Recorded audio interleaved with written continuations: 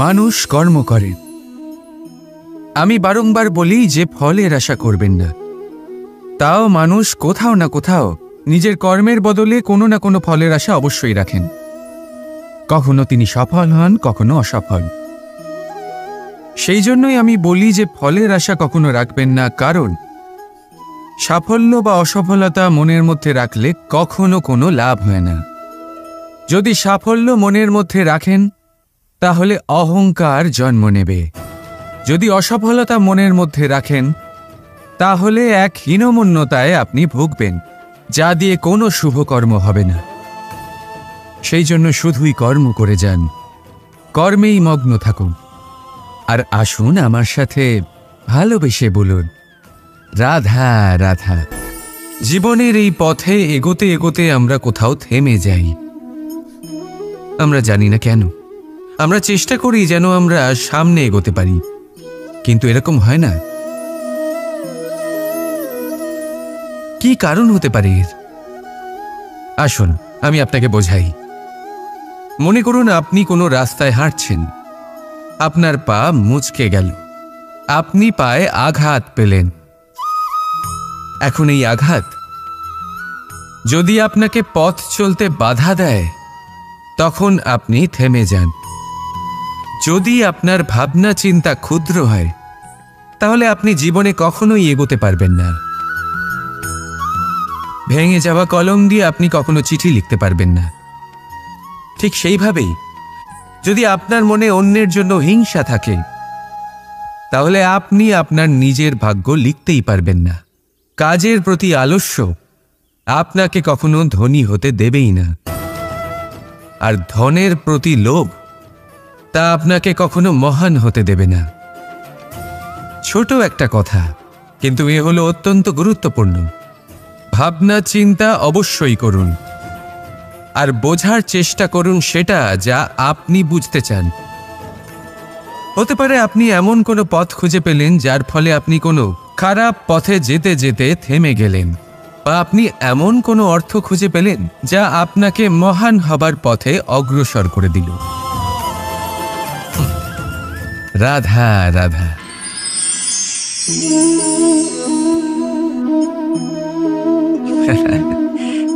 আপনি হয়তো ভাবছেন আমি কি করছিটা কি।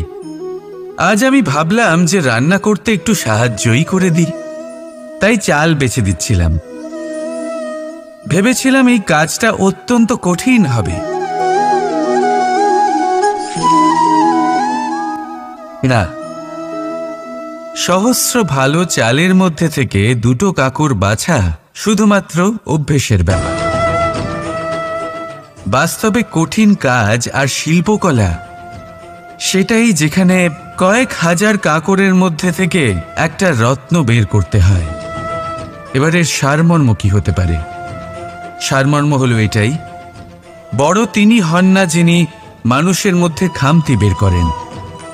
মাহাত্ম্য তাতেই, শ্রেষ্ঠত্ব তাতেই যা অন্যের ভেতরে থাকা ভালো গুণগুলি বের করে তার সম্মুখে, এই সংসারের সম্মুখে প্রস্তুত করতে পারেন। আসুন আমার সাথে ভালোবেসে বলুন, রাধা রাধা। কোনো ব্যক্তির নির্মাণ হয় কিভাবে?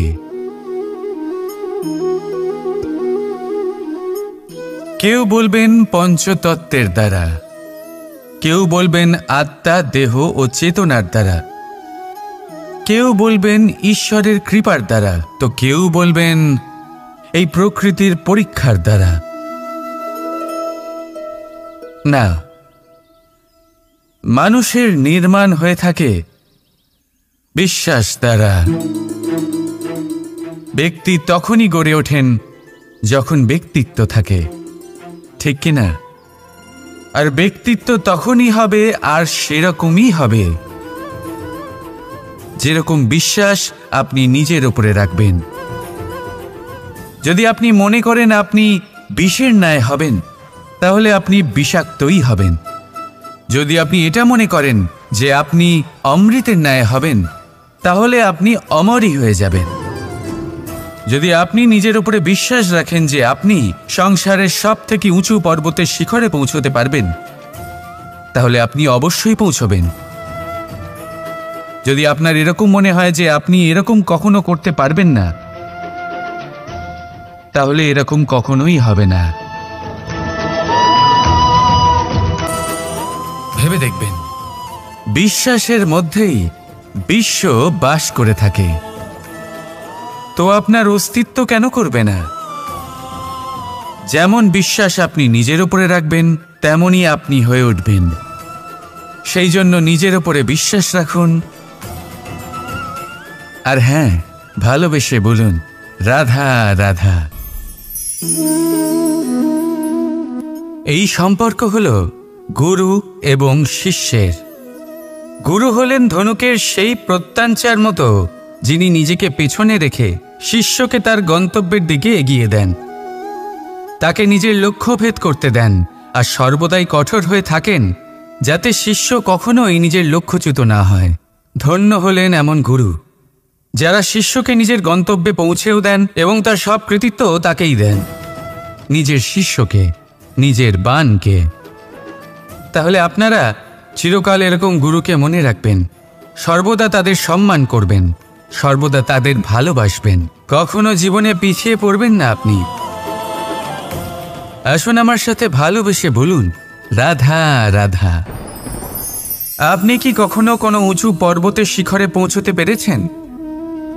যদি পৌঁছে থাকেন বা যদি আপনি কোনো উঁচু পর্বতের শিখরে যান, তাহলে ভালো করে দেখবেন, আপনি যত উঁচুতে অগ্রসর হতে থাকবেন, আস্তে আস্তে সমস্ত বনস্পতি বিলুপ্ত হতে থাকে। তারপরে সমস্ত গাছপালা, পশু পাখি সব বিলুপ্ত হতে থাকে। শেষ পর্যন্ত সেই শিখরে থেকে যায় শুধুমাত্র শান্তি, নীরবতা। আমাদের মানুষের সাথেও এটাই হয়। মানুষ যখন আত্মবিকাশের পথে অগ্রসর হতে থাকে এবং নিজের জীবনের শিখরে পৌঁছতে চায়, তখন তার একা থাকা অত্যন্ত প্রয়োজনীয় হয়। আর তাকে তখন ত্যাগ করতে হয় নিজের সুখ স্বাচ্ছন্দ্য, নিজের সম্পত্তি, নিজের সমৃদ্ধি, নিজের সৌন্দর্য। দেখুন, জীবনের শিখরে পৌঁছনো একেবারেই সহজ কাজ নয়। এ হলো অত্যন্ত দুর্গম এক পথ। কিন্তু যদি আপনি সেখানে পৌঁছতে চান, তাহলে আপনাকে ত্যাগের প্রবৃত্তি জাগিয়ে তুলতে হবে। ত্যাগ কি সেটা জানতে হবে, কারণ ত্যাগের ফলেই মনে শান্তি আসে, আর সেই শান্তির ফলে মনে উৎপন্ন হয় প্রেম। আর এই প্রেমই হলো জীবনের অন্তিম লক্ষ্য। তাহলে আসুন আমার সাথে ভালোবেসে বলুন রাধা রাধা। মানুষ নিজের জীবনে ঈশ্বরকে খুব মান্য করে, ওনার জন্য কি না করে। ভিন্ন ভিন্ন নামে তাকে স্মরণ করে, তাকে পুজো করে, তার আরাধনা করে। সে জানে যে ঈশ্বর তাকে শক্তি অবশ্যই দেবেন, তাকে সাহায্য অবশ্যই করবেন। কিন্তু যখন প্রশ্ন আসে গুরু এবং ঈশ্বরের, তখন গুরুর মান কখনো কম হওয়া উচিত নয়। কারণ সত্যি বলতে কি, গুরুই হলেন সেই সিঁড়ি যা বেয়ে আপনি ঈশ্বরের কাছে পৌঁছানোর পথ খুঁজে পাবেন। সেই পথ আপনি গুরুর থেকেই পাবেন। গুরু না থাকলে আপনি কখনো ঈশ্বর লাভ করতেই পারবেন না। আর জীবনে অনেক সময় লক্ষ্যের থেকেও অনেক বেশি গুরুত্বপূর্ণ হলো পথ। তাই এই পথের সম্মান করতে শিখুন, অর্থাৎ গুরুকে সম্মান করতে শিখুন, কারণ গুরুই হলেন পরমেশ্বর। তাহলে আসুন আর আমার সাথে ভালোবেসে বলুন রাধা রাধা। পঞ্চমহাভূত। জীবন রচনায় এর অবদান অনস্বীকার্য। এই পঞ্চমহাভূত আসলে কি? জল, বায়ু, অগ্নি, মাটি আর আকাশ। এবার শুধুমাত্র জীবন রচনায় এর অবদান আছে তা নয়, শুধু শরীর রচনাতে এর যোগদান আছে তা নয়, বরং এরা হলো আমাদের জীবনের সবথেকে বড় শিক্ষক। এবার আপনারা সকলে চমকে যাবেন, হয়তো আপনারা এই দৃষ্টিভঙ্গি দিয়ে কখনো দেখেননি। আমি আজ আপনাদের বোঝাবো। এদের মধ্যে সবথেকে বড় তত্ত্ব জল। এ আমাদের কি শেখাচ্ছে? এই জল, এর নামই হলো জল, কিন্তু এ কখনোই আমাদের জ্বালায় না, আমাদের জ্বলনের কারণ হয় না। তাহলে কি করে? আমাদের তৃষ্ণা মেটায়, আমাদের শীতলতা প্রদান করে, জীবন দান করে। এর দ্বারা আমরা কি শিক্ষা লাভ করি? যে আপনার উৎপত্তি যেখান থেকেই হোক না কেন, আপনি যেখানেই জন্মগ্রহণ করুন না কেন, আপনার কর্ম সর্বদা শ্রেষ্ঠ হওয়া উচিত। আপনি জলকে যে কোনো পাত্রে রাখুন না কেন, সে সেই অনুসারেই নিজের আকার ধারণ করে নেয়। এর দ্বারা আমরা কি শিক্ষা পাই? এই শিক্ষাই পাই যে যে কোনো পরিস্থিতিতেই নিজেদের মানিয়ে নিতে হবে, নিজেকে সেরকম করে নিতে হবে। যে দেশেই থাকি না কেন, যে স্থানেই থাকি না কেন, যে পরিস্থিতিতেই থাকি না কেন, যে ব্যক্তির সাথেই থাকি না কেন, আমাদের সুখময় হয়ে জীবন অতিবাহিত করা উচিত। দেখুন, আমাদের কত বড় একটা শিক্ষা দিল এই জল, যা আমরা কোনোদিন দেখতেই পাইনি। নিজেকে জলের মতোই করে তুলুন। সুখের ধারায় স্বাচ্ছন্দ্যে প্রবাহমান হতে থাকবেন আপনি। নিজের আকারকে ভেঙে ফেলুন, নিজের সীমা লঙ্ঘন করুন। আপনি অবশ্যই একদিন মহানুভবতা অনুভব করবেন। তাহলে আসুন আর আমার সাথে ভালোবেসে বলুন, রাধা রাধা। আপনি কখনো কোনো পর্বতে চড়েছেন? কথায় আছে, যখন আমরা পর্বতারোহণ করি, ওপরে ওঠার সময় দুর্ঘটনার সম্ভাবনা কিছুটা কমে যায়। সেখানেই যখন পর্বত থেকে নিচে নামি, তখন দুর্ঘটনার সম্ভাবনা অত্যন্ত বৃদ্ধি পায়। অর্থাৎ নামার সময় আমাদের আরও ভারসাম্য বজায় রাখতে হয়, আরও সাবধানে থাকতে হয়, অর্থাৎ বিবেককে জাগিয়ে রাখতে হয়। এবার জীবনেও সাফল্যের পর্বত আরোহণের সাথে এটাই হয়। যখন আমরা সাফল্যের পর্বত আরোহণ করতে থাকি, তখন এমনিই আমাদের লক্ষ্য আমাদের গন্তব্যের দিকে থাকে। আমরা নিরন্তর পরিশ্রম করি, চেষ্টা করতে থাকি, আমাদের মধ্যে সেই উৎসাহ থাকে, সেই সাহস থাকে। কিন্তু একটা কথা সত্যি, সমস্ত আরোহণের পরে অবরোহণ থাকে। আর এই অবরোহণই থাকে যেখানে বেশিরভাগ মানুষ নিজের ভারসাম্য বজায় রাখতে পারেন না, আর সেইখানেই ভেঙে পড়েন। তাই জীবনে যদি সাফল্যের শিখরে পৌঁছতে চান, তাহলে আপনাকে নিরন্তর প্রয়াস করতে হবে, সংঘর্ষ করতে হবে, পরিশ্রম করতে হবে, আর নিজের লক্ষ্যের দিকে একাগ্রতা কেন্দ্রীভূত করতে হবে। তাহলে আপনি নিজের লক্ষ্য অবশ্যই পাবেন। কিন্তু যখন অবরোহণের সময় আসবে, যা নিশ্চিত রূপে আসবেই, তখন আপনাকে সংঘর্ষ করতেই হবে, ধৈর্য ধরতেই হবে, সাবধানে থাকতেই হবে, ভারসাম্য বজায় রাখতেই হবে। এটা হলো অত্যন্ত আবশ্যক, কারণ পরবর্তী সাফল্যের শিখরে আপনাকে পৌঁছতেই হবে, আর তার জন্য আপনাকে সুরক্ষিতভাবে অবরোহণ করতেই হবে। ঠিক কি না? আসুন আর আমার সাথে ভালোবেসে বলুন, রাধা রাধা। যখনই কোনো ঘূর্ণিঝড় আসে, কোনো প্রলয় আসে, তখন দেখবেন তা কত বৃহৎ প্রভাব ফেলে, কত বড় বিনাশ ঘটায়, বিধ্বংস সৃষ্টি করে। যখন বন্যা আসে, তখন কত গভীর প্রভাব ফেলে, কত সর্বনাশ ঘটায়। নদীর পাড়ও ভেঙে বয়ে নিয়ে যায়। সেখানে কোনো গাছকে দেখুন, শান্তভাবে দাঁড়িয়ে থাকে, চুপ করে, আর নিজের কাজ করে, ছায়া প্রদান করে, ফল প্রদান করে, কোনো শব্দ না করেই নীরবে কর্ম করে। যদি নদীর কথা বলি, নদী যখন বয়ে চলে, খেতে জল প্রদান করে, বনস্পতিদের প্রাণ প্রদান করে, আমাদের পানীয় জল দেয়। এত মহান কাজ করে কোনো শব্দ না করে, নীরবতার সাথে। এ হলো এক শিক্ষা, যে এই সংসারে যারাই মহান কর্ম করেন, তারাই নীরব থেকে সেই কর্ম করতে থাকেন। কারণ ওনারা জানেন যে গুরুত্বপূর্ণ প্রচার নয়, বরং কর্ম। আর যারা রুদ্রের সাথে থাকেন, কোলাহল করেন, তারা শুধুমাত্র ধ্বংসই করেন। এবার আপনি মৌন থেকে শুধুমাত্র কর্ম করে মহান হতে চান, নাকি রুদ্রের সাথে থেকে বিধ্বংস ঘটাতে চান? সিদ্ধান্ত আপনারই। আসুন আর আমার সাথে ভালোবেসে বলুন, রাধা রাধা। মন্থন। আমরা সবাই এটাই জানি যে অমৃত পাওয়ার জন্য সমুদ্র মন্থন করা হয়েছিল, কিন্তু এর পিছনে যে মহান উদ্দেশ্য ছিল, তা বেশিরভাগ লোকই বোঝে না। আজ সেই মহান উদ্দেশ্য আমি আপনাদের বুঝিয়ে বলছি।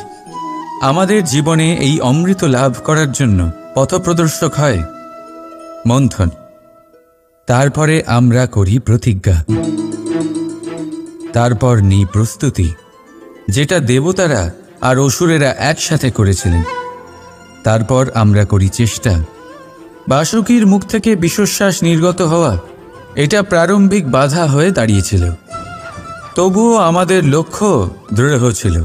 যদিও সমুদ্র মন্থন থেকে হলাহল উঠে এলো, আমরা ভয় পাইনি, আমরা সেটার মোকাবিলা করলাম। ঠিক সেই পথেই যখন আমরা অনেক অমূল্য রত্ন পেলাম, নক্ষত্র পেলাম, সেটার প্রতি আকর্ষিত না হয়ে অমৃত লাভ করার পরেই আমরা শান্ত হলাম। এইভাবে যদি আপনি নিজের জীবনে প্রতিজ্ঞা, প্রস্তুতি, চেষ্টা, দৃঢ় নিশ্চয়, অটল থাকা আর আকর্ষণ থেকে বিরত থাকেন, যদি এইসব গুণ আপনার ভেতরে একত্রিত করে নেন, তাহলে আপনিও আপনার জীবনের অমৃত অবশ্যই লাভ করবেন। রাধা রাধা। চিন্তা। সবাই বলে চিন্তা করা উচিত নয়, কিন্তু চিন্তা সবাই করে। যিনি বৃদ্ধ ব্যক্তি হন, তিনি নিজের অতীতের সাথে বর্তমানের তুলনা করে চিন্তিত থাকেন। একজন যুবক ব্যক্তি ভবিষ্যতের বিষয় চিন্তা করে, নিজের লক্ষ্য কিভাবে পূরণ করা যায় সেই চিন্তায় মগ্ন থাকে। শুধু একজন বালকের না তো তার ভবিষ্যতের চিন্তা থাকে আর না অতীতের দুঃখ থাকে। আর এরকম কেন? কারণ সে শুধুমাত্র বর্তমান নিয়ে ভাবে, আর তাই সে সব থেকে বেশি সুখী। তাই মনে রাখবেন, যদি আপনি আপনার বর্তমানের বিষয়ে ভাবেন, তাতে বাঁচেন, সেটাকে ঠিক রাখেন এবং সেটাকে আরো ভালো করে তোলেন, তাহলে আপনার অতীত আর আপনার ভবিষ্যৎ আপনা থেকেই ঠিক হয়ে যাবে। আসুন আমার সাথে ভালোবেসে বলুন, রাধা রাধা। সংসারে সব থেকে বড়, সব থেকে মহান কোন প্রাণী? এবার আপনাদের মধ্যে কেউ বলবে মানুষ, কেউ বলবে সিংহ, আর কেউ বলবে হস্তি। কিন্তু না, সংসারে সবচেয়ে মহান প্রাণী হলো বৃক্ষ। সেই বৃক্ষ যা আমাদের আহার করতে ফল দেয়, বাঁচার জন্য প্রাণ বায়ু দেয়, গরমে শীতল ছায়া দেয়, আর শুকিয়ে যাওয়ার পরও আমাদের জ্বালানোর জন্য কাঠ দিয়ে যায়। এবার আপনারা হয়তো ভাবছেন, আমি হঠাৎ বৃক্ষের গুণগান কেন গেয়ে চলেছি? আমার বলার উদ্দেশ্য ওই বৃক্ষের অনেক গভীরে, সেই বীজকে নিয়ে, যা আপনাকে না ফল দেয়, না ছায়া, আর না কাঠ। শুধু ভিজে মাটির নিচে সে লড়াই করতে থাকে, অঙ্কুরিত হয় মাটির নিচে একটি বৃক্ষকে আকার দেওয়ার জন্য। প্রদীপ কি? সাধারণ একটা মাটির পাত্র, কিন্তু জলবায়ু নিয়ে সে যখন জ্বলে, সমস্ত সংসারকে সে পথ দেখাতে থাকে, মহান হয়ে যায়। এবার বুঝলেন? যদি মহান হতে হয় তাহলে কিছু করে দেখাতে হবে। কোনো তফাৎ হয় না যে আপনি ছোট না আপনি বড়। কিছু করলে তবেই কিছু হবে। আপনি চলা শুরু করুন, কোথাও না কোথাও তো পৌঁছবেন। নিশ্চল বসে থাকলে কখনো কিচ্ছু হবে না।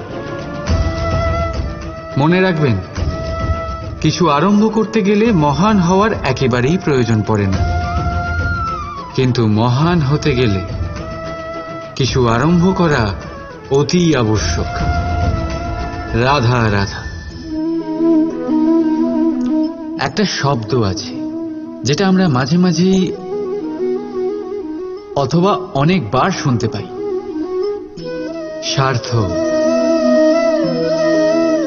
ওই ব্যক্তি স্বার্থপর, সে স্বার্থের জন্য খারাপ কাজ করে ফেলেছে, ইত্যাদি ইত্যাদি।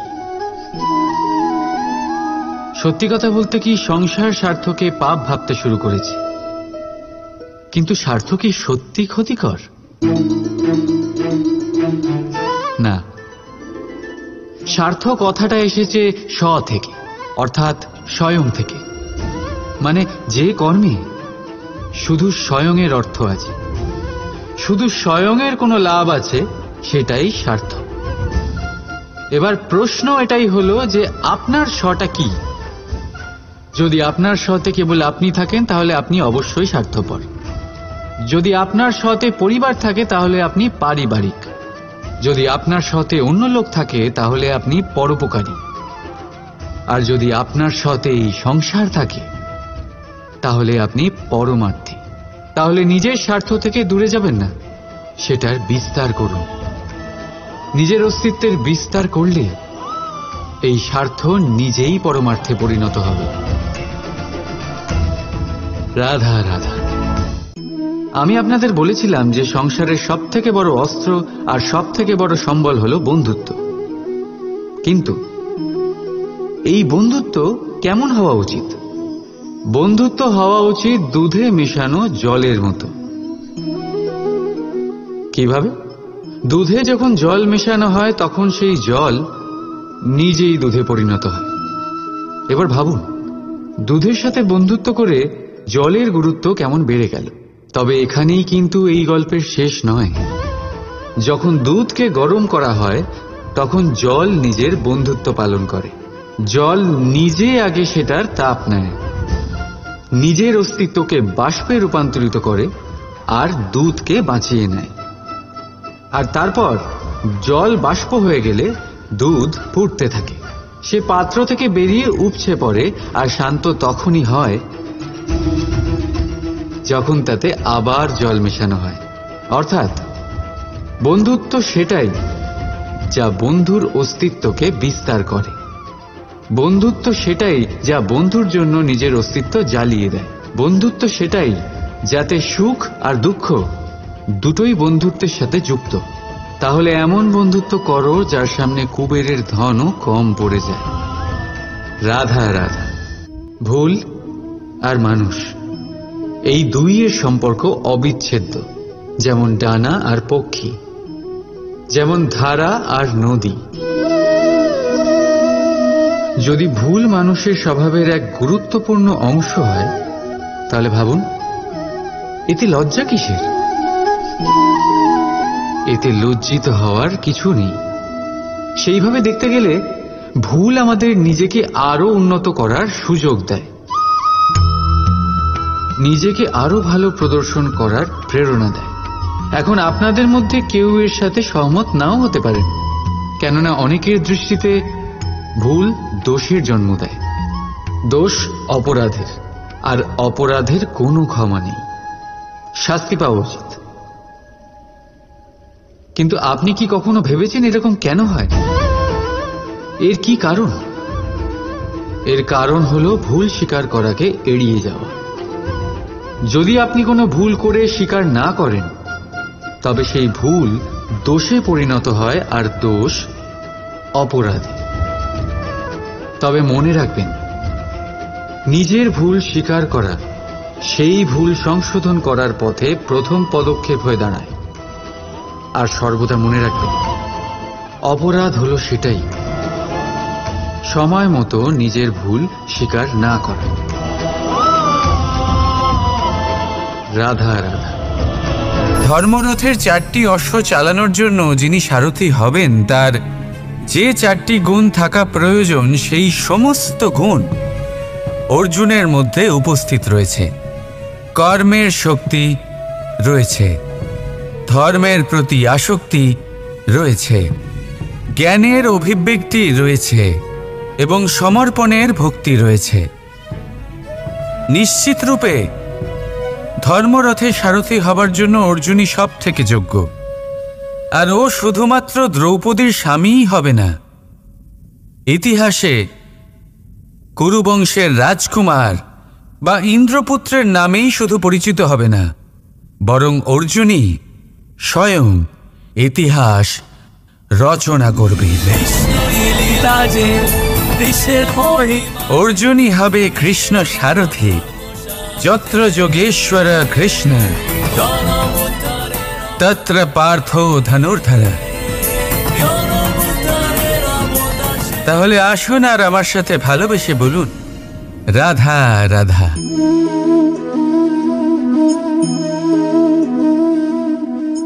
আপনার কি মনে হয় আমি কি করছি? আপনি বলবেন আমি প্রদীপ জ্বালাচ্ছি, সঠিক। কিন্তু প্রশ্ন হচ্ছে যে আমি কি আপনাকে বলেছি যে একে প্রদীপ বলা হয়? না। এই প্রদীপ কি নিজেই নিজের পরিচয় আপনাকে দিয়েছে? না। তাহলে আপনি কি করে জানলেন যে একে প্রদীপ বলা হয়? উত্তর হচ্ছে প্রকাশ, যে স্বয়ং জ্বলে অন্ধকারের মধ্যে সংসারকে পথ দেখায়, সেটাই প্রদীপ।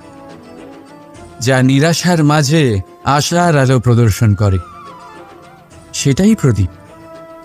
অপর দিকে আছে সাপ, যাকে না দেখেও তার ফনার আওয়াজ শুনেই লোকে ভয় পেয়ে যায়। তার মানে ব্যক্তির পরিচয় তার কর্মের দ্বারা পাওয়া যায়। তাই আপনার এটা বলার প্রয়োজন নেই যে আপনার পরিচয় কি। এটা আপনার কর্মই নিশ্চিত করবে যে লোকে আপনাকে প্রদীপ ভেবে ভালোবাসবে নাকি সাপ ভেবে ভীত হয়ে থাকবে। রাধা রাধা। সময় কত বিচিত্র হয়। সময় আমাদের পক্ষে থাকলে আমরা নিজেদের রাজা মনে করে নিই, আর সেই সময় যদি বিপক্ষে চলে যায় তাহলে নিঃস্ব হতে সময় লাগে না। তাই মানুষের একটা অভ্যেস আছে, খারাপ সময়ের জন্য কিছু সঞ্চয় করা। আত্মীয়, বন্ধু খারাপ সময় পাশ থেকে সরে যায়। যশ, মান প্রতিকূল সময় চিরস্থায়ী হয় না। তাই মানুষ মনে করে অর্থ সঞ্চয় করাই শ্রেয়। অর্থের কোনো হৃদয় নেই যা সময়ের সাথে পরিবর্তিত হবে। সংসার বলে সর্বদা অর্থ সঞ্চয় করতে থাকুন। খারাপ সময় অবশ্যই কাজে লাগবে, কিন্তু আমি বলবো শুভ কর্ম করতে থাকুন, আনন্দে থাকুন, নিজের ওপর আর ঈশ্বরের ওপরে বিশ্বাস রাখুন। খারাপ সময় কখনো আসবেই না। রাধা রাধা। প্রকৃতি মানুষকে এক বিশেষ শক্তি দিয়েছে, অন্য জীবের থেকে বেশি শক্তি দিয়েছে। স্মরণ শক্তি। এই শক্তি মানুষকে অন্য জীবের থেকে ভিন্ন করে, ইতিহাস রচনা করার প্রেরণা দেয়, জ্ঞানকে বংশানুক্রমে এগিয়েও নিয়ে যায়। আর যারা ভুলে যান, অধিকাংশ সময় তারা উপহাস আর দয়ার পাত্র হয়ে যান। কিন্তু এটাই কি প্রকৃত রূপে সত্য? না। এই স্মরণ শক্তি মানুষের বিকাশের সব থেকে বড় বাধা হয়ে দাঁড়ায়। তার মনকে দূষিত করে দেয়।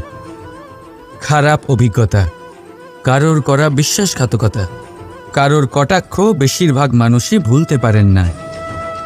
আর তারপর প্রতিশোধ নিতে উদ্যত হন।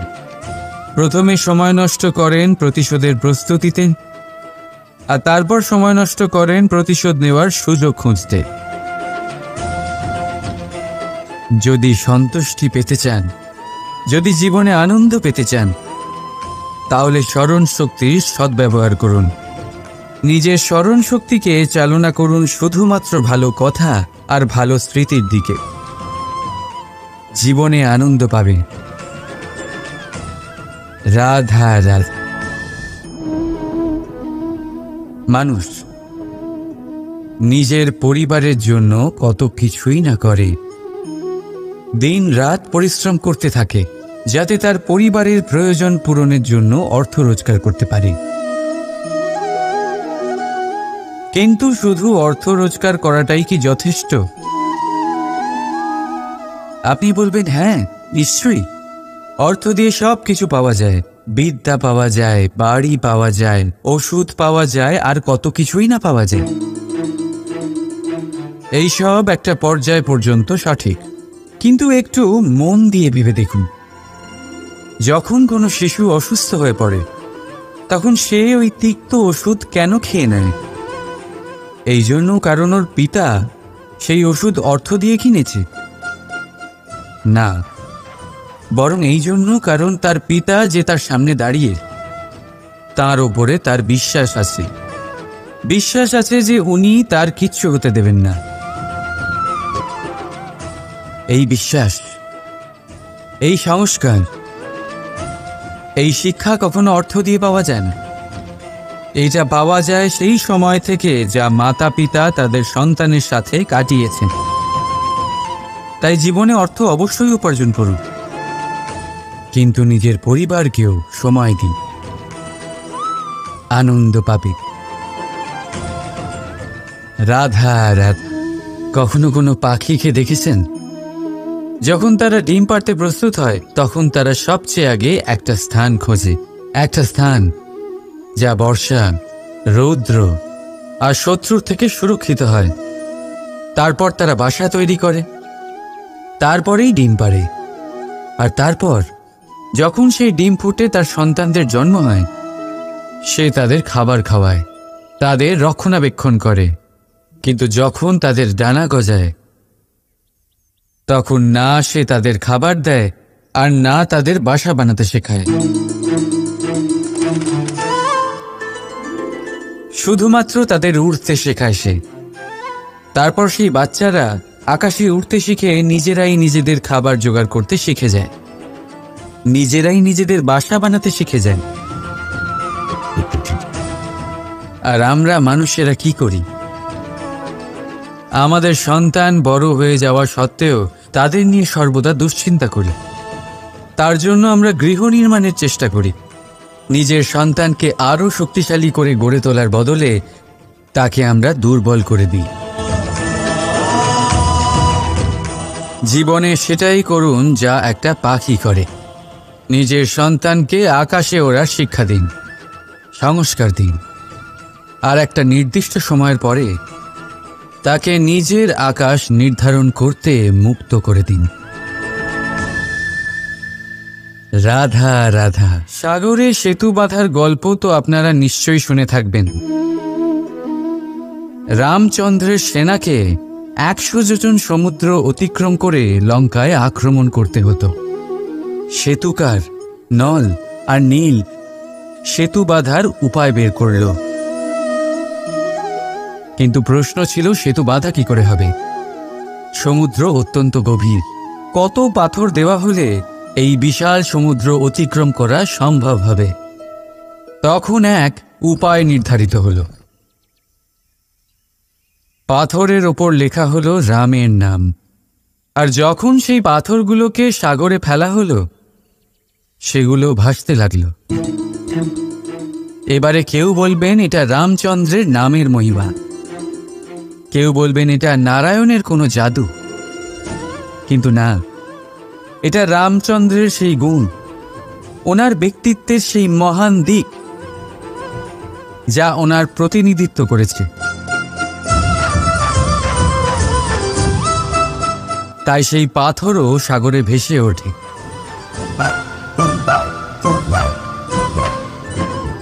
ঠিক সেইভাবেই যেখানে আমরা থাকি না, সেখানে আমাদের গুণ আমাদের প্রতিনিধিত্ব করে। আমাদের নামের শক্তি আমরা নিজেরাই তৈরি করি, আমাদের কর্ম দিই, আমাদের গুণ দিই। এবার সিদ্ধান্ত আপনার যে আপনার নামের সাহায্যে কেউ বিপদ থেকে উদ্ধার হবে, নাকি আপনার দুষ্কর্মের ফলে কেউ ডুবে যাবে। ভালো করে ভেবে দেখুন। রাধা রাধা। আমাদের জীবনে গুরুজনেরা, জ্ঞানী মানুষজন সবসময় একটা কথা বলেন, ধৈর্য ধরো। শুধুমাত্র দুটো শব্দ, কিন্তু কতটা বিশাল সেটা বোঝার চেষ্টা করুন। ছোট একটা অস্ত্র হাতে নিন এবং একটা বিশাল পর্বতে নিরন্তর প্রহার করতে থাকুন। ধৈর্য ধরে সেই কাজ করতে থাকুন। এমন একদিন আসবে এই বিশাল পর্বতে আপনি একটা পথ তৈরি করবেন। কোনো ধনুর্ধর যখন নিজের বিদ্যা অর্জন করেন তখন তাকেও ধৈর্য ধরতে হয়, তার নিজেকে সময় দিতে হয়, তবেই সে ধনুর্বিদ্যা শিখতে পারে। সেইভাবে আমাদের জীবনেও ধৈর্য ধরার খুব প্রয়োজন। পরিবারে ধৈর্য রাখতে পারলে তাহলে আস্তে আস্তে দেখবেন প্রেম বৃদ্ধি পাচ্ছে। সমাজে যদি ধৈর্য রাখতে পারেন তাহলে আস্তে আস্তে এই সমাজ আপনাকে সম্মান করবে। যদি নিজের জীবনে ধৈর্য রাখতে পারেন তাহলে নিজে থেকেই আত্মবিশ্বাস বাড়বে, নিজের বিকাশ হবে। জীবনে সবই সম্ভব যদি ধৈর্য রাখতে পারেন। হয়তো আস্তে আস্তে হবে, কিন্তু হবে অবশ্যই। শুধু ধৈর্য রাখুন, কারণ ধৈর্যই সব থেকে বড় পুঁজি। আসুন আর আমার সাথে ভালোবেসে বলুন, রাধা রাধা। আমাদের জীবনে যখনই আমরা কোনো বড় দায়িত্বের সম্মুখীন হই, তখন আমরা তার থেকে দূরে পালাই, আর এই অজুহাত দিই যে না না, এত বেশি ভার বহন করার যোগ্যতা আমার নেই, আমি করতেই পারবো না। দেখুন, এই সংসারে ভিন্ন ভিন্ন ধরনের গাছ আছে, ছোট গাছ, বড় গাছ, কিন্তু বটগাছের মতো বড় এবং নিবিড় গাছ আর একটাও নেই। সে নিঃস্বার্থভাবে এই সংসারকে সেবা করে যায়, ছায়া প্রদান করে, শীতলতা প্রদান করে। আর যখন এমন সময় আসে যখন তার ওপর বোঝা অত্যন্ত বেড়ে যায়, সে কিন্তু কোনোভাবেই ভেঙে পড়ে না। তখন সে নিজের নিঃস্বার্থ কর্মের ফল লাভ করে, সেই নিঃস্বার্থ কর্ম যা সে করেছে। তার দেহ থেকে ছোট ছোট ঝুড়ি বার হয় এবং তা কাণ্ডের আকার ধারণ করে। সেই কাণ্ড মাটির কাছে পৌঁছয় এবং তারপর তা বটগাছের সহায়ক হয়ে ওঠে।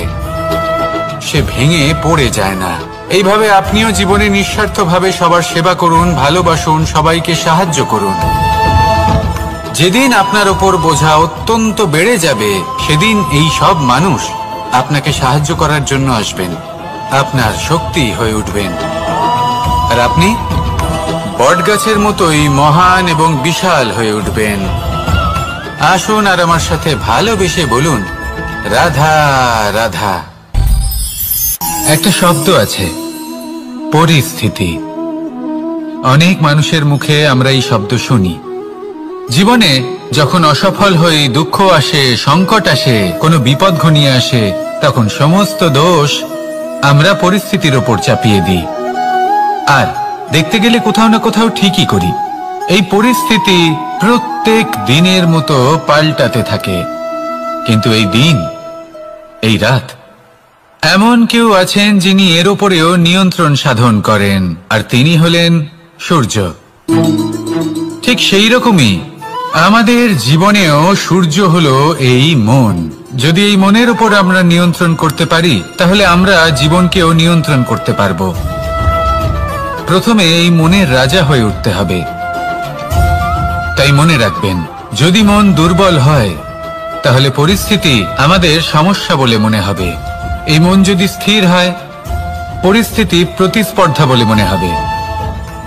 আর এই মন যদি শক্তিশালী হয়ে ওঠে, তাহলে যে কোনো পরিস্থিতি আপনার কাছে একটা সুযোগ মাত্র, এমন এক সুযোগ যাতে অগ্রসর হয়ে আপনি মহান হয়ে উঠতে পারেন। এই মনের শক্তির বৃদ্ধি ঘটান, মহান হয়ে উঠুন, আর আমার সাথে ভালোবেসে বলুন, রাধা রাধা। খুব সুন্দর একটা কাহিনী আছে। একবার এক ব্যক্তি নিজের অসফলতার জন্য ত্রস্ত হয়ে সময় দেবতার তপস্যা করতে বসলেন। উনি তপস্যা করলেন এবং সময় দেবতা প্রসন্ন হলেন, মানুষের রূপ ধারণ করে ওনার সামনে প্রকট হলেন। এবার সেই ব্যক্তি ওনাকে জিজ্ঞেস করলেন যে কি এমন আছে যার জন্য আপনি বারবার জয়ী হন আর আমি চিরকাল পরাজিত হয়ে থাকি? কেন এত পরিশ্রম করা সত্ত্বেও আমি সাফল্য লাভ করতে পারি না? তখন সময় দেবতা উত্তর দিলেন যে দিন হোক বা রাত, ঝড় হোক বা ভূমিকম্প, রোদ হোক বা বৃষ্টি হোক, সময়ের সূত্রপাত হোক বা প্রলয়, আমি থামি না, আমি চলতেই থাকি। আর সেই জন্য যিনি থেমে যান তিনি পরাজিত হন আর আমি জয়ী হই। এটাই আমাদের শিখতে হবে। জীবনে সবসময় চলতে থাকুন, কখনো থামবেন না। হ্যাঁ, কিছুক্ষণের জন্য বিরতি নিতে পারেন, বিশ্রাম করার জন্য, নিজেকে আরো সশক্ত করে তোলার জন্য, কিন্তু থেমে যাবেন না। নিরন্তর কর্ম করতে থাকুন, পরিশ্রম করতে থাকুন, তবেই এই সংসার আপনাকে মনে রাখবে। আসুন আমার সাথে ভালোবেসে বলুন, রাধা রাধা।